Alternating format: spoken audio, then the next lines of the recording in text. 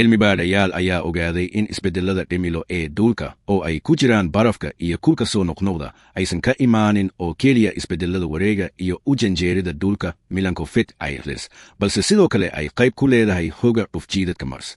Marka la sameeyo modeello kombiyuutar ah oo lagu beddelayo dhulka Mars, waxaa la arkay in haddii Mars aad u culus noqdo, isbeddellada cimilo ee dhulka ay sii dheeraadaan oo adkaadaan. Haddii Mars la waayo, qaababka cimilo ee muhiimka ah gebi ahaanba way dabar go'aan.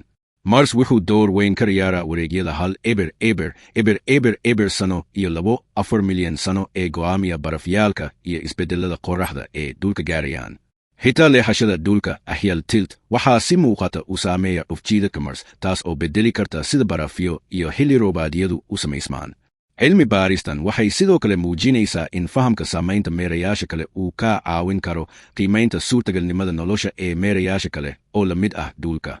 Gunaanad ahaan, waxaa la ogaaday in cimilada dhulka aysan ka dhalan xiriirka keliya ee u dhexeeya dhulka iyo qorraxda, balse ay tahay natiijada guud ee nidaamka meerayaasha gudaha ah, iyadoo Mars uu leeyahay kaalinta lama filaanka ah ee hagidda xilliyeedka dhulka.